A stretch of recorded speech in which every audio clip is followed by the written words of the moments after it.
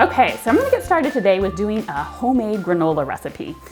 The great thing about this is it's really versatile. A lot of the ingredients can be changed up, and so you can be creative and can kind of change things around to fit your own taste and preferences.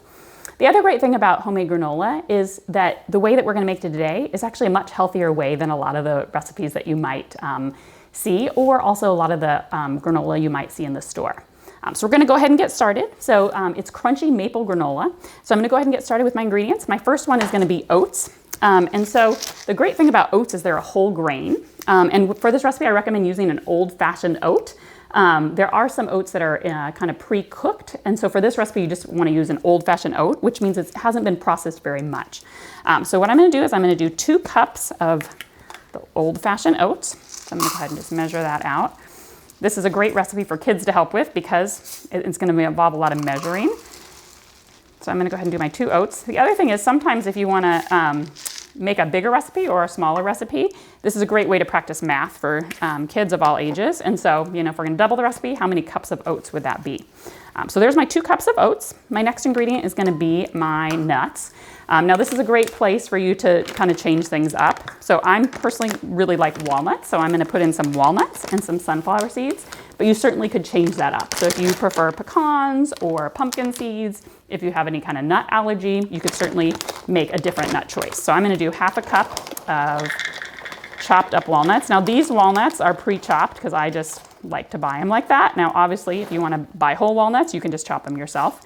One kind of time-saving tip for that is if you're going to buy whole walnuts is just when you buy them, go ahead and chop up the whole bag and then they're ready for you to go if you like to use them chopped.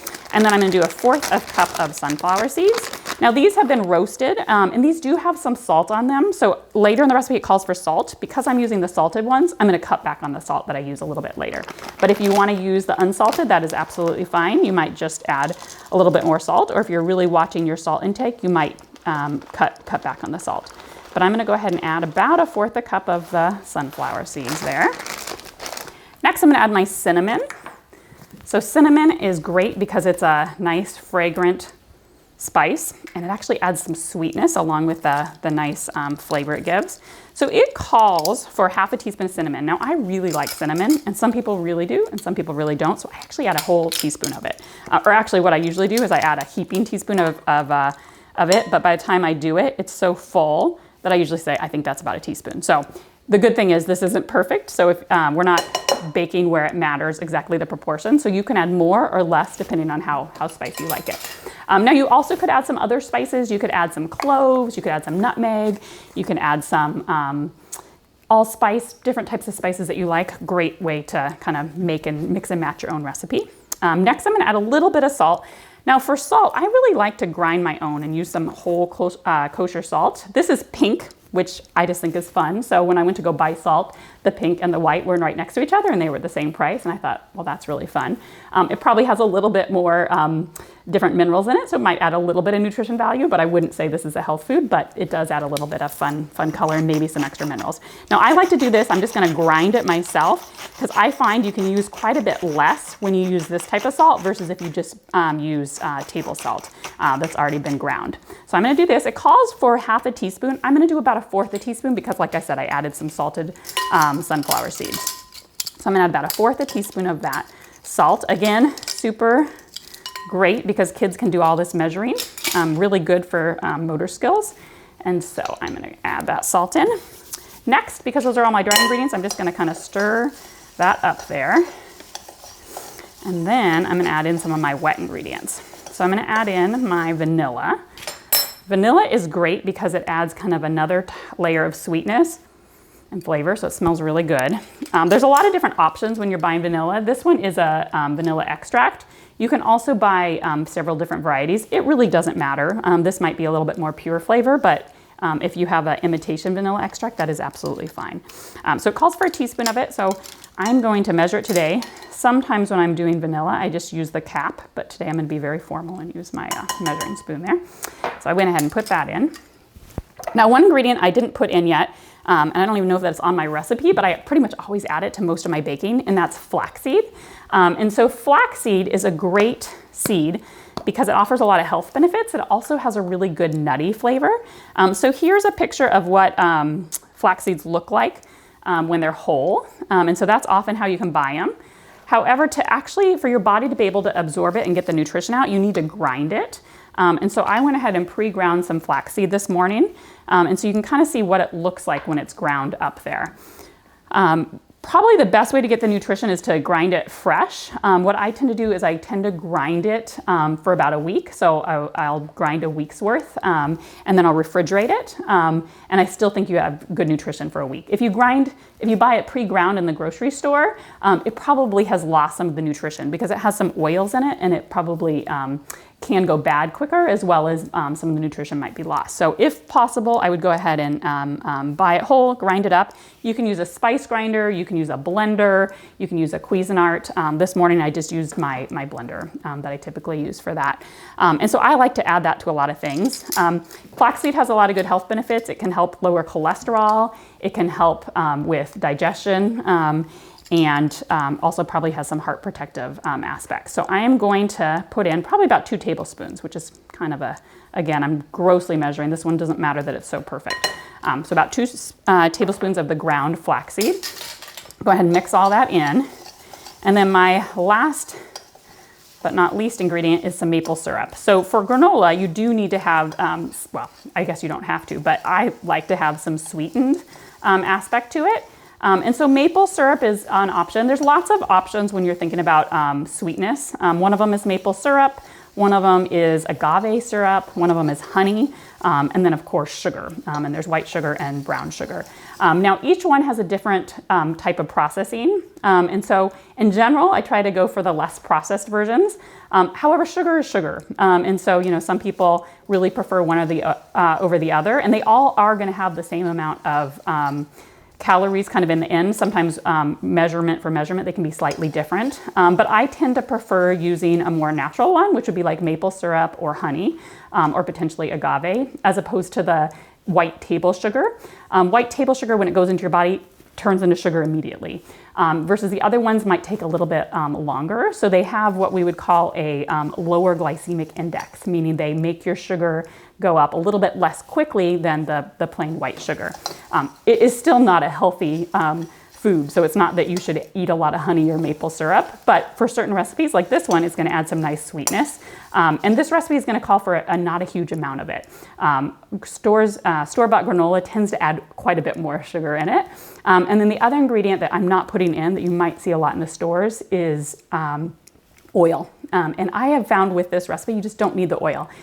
It comes out very crunchy as it is because we're going to bake it at a kind of lower temperature for quite a while, and it's going to get crunchy without the oil. And so I'm going to go ahead and add my maple syrup. I'm going to grab it from a refrigerator because that one does need to be refrigerated.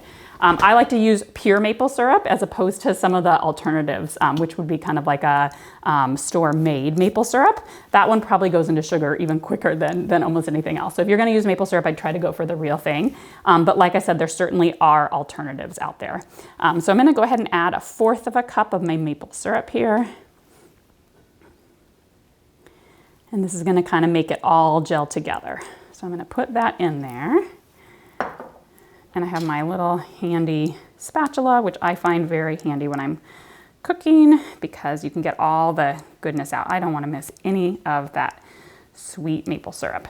So I'm going to go ahead and put that in. And then I'm just going to stir that all up.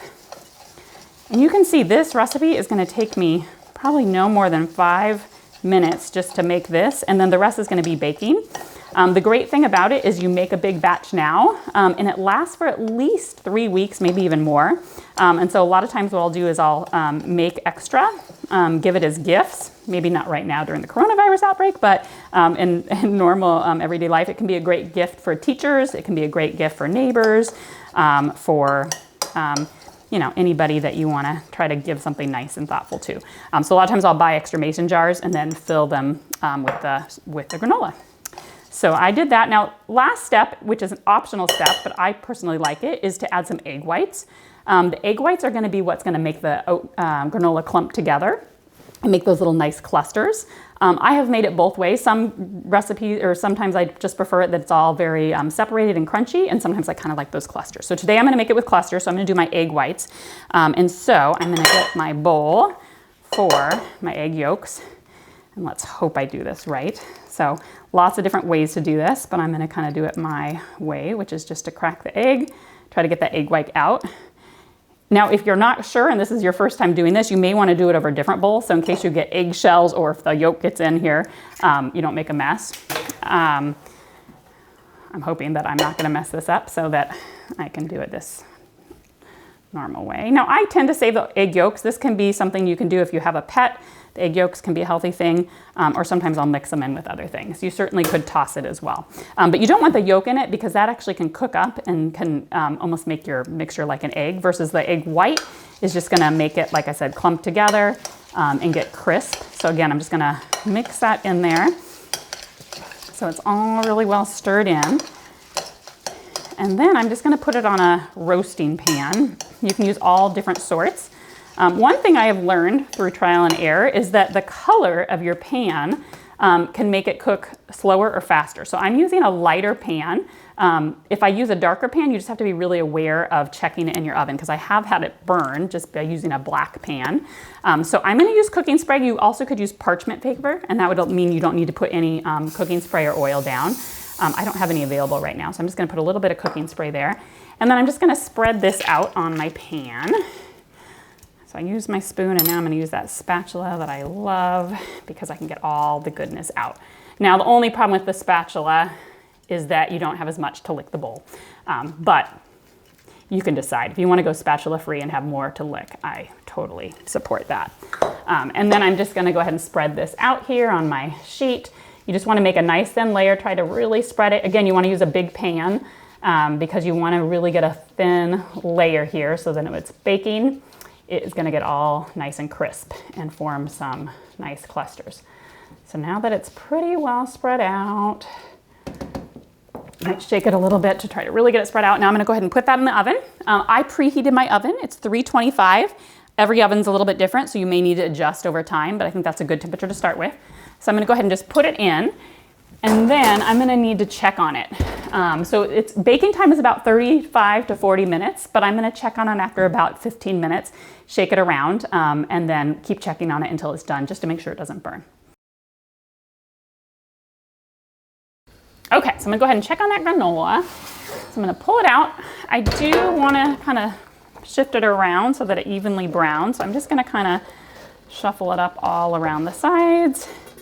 Make sure that if any spot is getting overdone, that it gets shifted around. Some of it sticks a little bit, so I'm just gonna kind of make sure all those sticky parts are coming up, shift it all around, and then I'm gonna put it back in. And I would do this once or maybe even twice during your baking process, just to make sure no parts getting too done or burnt. Okay, then I'm gonna go ahead and put that back in. You can start to see some of the clumps are starting to come together because of that egg white that I added. So I'm just gonna go ahead and put it back in and bake it a little bit more till it's crunchy. Okay, so it looks like our granola is done. I'm just gonna shake it around. You kind of just even hear that it's crunchy. So you can see how a lot of the nuts are brown, but it's pretty even because I've stirred it a couple times during the process, and it is quite crunchy when you feel it. So you can kind of see. You can also see some of these clumps that kind of clump together there. That's because of that egg white that we added. And again, you can try it without the egg white and see how it turns out. So the great thing about the granola, like I said, is you can make it ahead. Now it can be a great gift. So I like to use the mason jar, put some in here. You can either store it like this for yourself, or again, this can be a great gift. So I'm gonna go ahead and just put it in my mason jar. You can decorate this, you can make your own little labels. So it can be kind of a fun homemade gift. I gave this to a lot of my work colleagues for the holidays because it was kind of a nice homemade gift. So go ahead and put it in like that, and you can kind of see. The great thing about this is they can reuse this for different purposes. So I love the mason jars when you're gonna be, you know, nice gift that can be reused. So that is our granola. I'm gonna show you a couple different things you can make with it. So obviously you can just eat granola plain with some yogurt or milk, but it also can be used for some fun parfaits. So again, trying to get our fruits and vegetables in throughout the day, starting with breakfast is a really good way to do it. So I'm gonna show you how you can make a yogurt parfait. So you can take any kind of cup or jar. I'm going to take a jar and I'm going to add some yogurt, some fruit, and then some granola. So I'm going to just put a little bit of yogurt in my container to make my parfait. So put a little spoonful there. And then I'm going to layer on some berries. I like to have lots of color, so I'm going to put in a couple of each kind of berry, raspberry, blackberry, some blueberries. You certainly could use frozen for this, depending on the season. Frozen berries can be really good in this. If you leave them frozen, when it gets with the yogurt, it almost gels it up and makes it a little bit frozen as well. So that can be really tasty. And then I'm gonna add a sprinkle of the granola here. Making a mess here. And then I'm gonna do one more layer to really make a parfait. So I'm gonna add a little bit more of my yogurt. Just to kind of help get it off. Again, just my plain yogurt. Kind of make a nice even layer. I can spread it out here. And then I'm gonna layer on my fruit. A couple more berries. A couple of my blueberries. A couple blackberries. And then I'm gonna top it again with a little bit of granola. So this could be a really great breakfast. You could easily pack this for on the go if you're off to work or school and don't have time to eat. But you can kind of see you can make a mixture there. Everybody can make their own. This also could be a great snack. So has lots of protein in it, has some fruit, some fiber in the berries, and then the granola can add some nice sweet crunch. One other great option to use with the granola is to make a cinnamon apple. I tend to do this for a dessert because it turns out really sweet. I think you could call it apple pie. So what you do is you're gonna chop your apple, like I kind of showed. I like to just cut right through the middle so you're not wasting as much apple. Take out the middle part of it there. And then I'm just gonna chop it however size you like. Try to make them somewhat even. So I'm gonna do kind of medium-sized chunks here. I'm gonna go ahead and do half an apple. And so all you're gonna do is put it like that, put it in a bowl, and then I'm just gonna sprinkle on some cinnamon to this, and then I'm actually gonna microwave it. You could do this on the stovetop, but I actually find microwaving it makes a lot better flavor. It gets it really soft and the oozes together with the cinnamon and makes a really nice sweet flavor. So I'm gonna grab my cinnamon.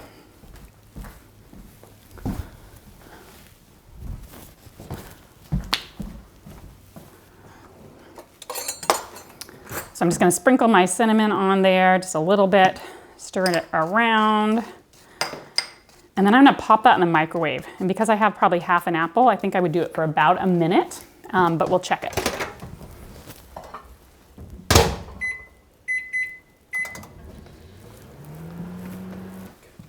Okay, so 1 minute, I'm gonna pull it out and you can see it is really nicely cooked. Really soft. And it even gets, like I said, kind of gooey, some of that cinnamon and apple juices all mixed together. And literally all that was apples and cinnamon and microwave it for a minute. So really like apple pie, it smells really sweet.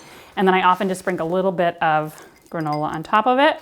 And I would say you could call this like an apple crisp. You could serve this for dessert. You could serve it for a snack. You could have it for breakfast if you really want to be crazy.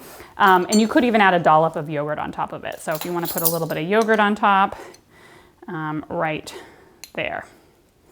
So really nice special treat using a lot of the ingredients that we did.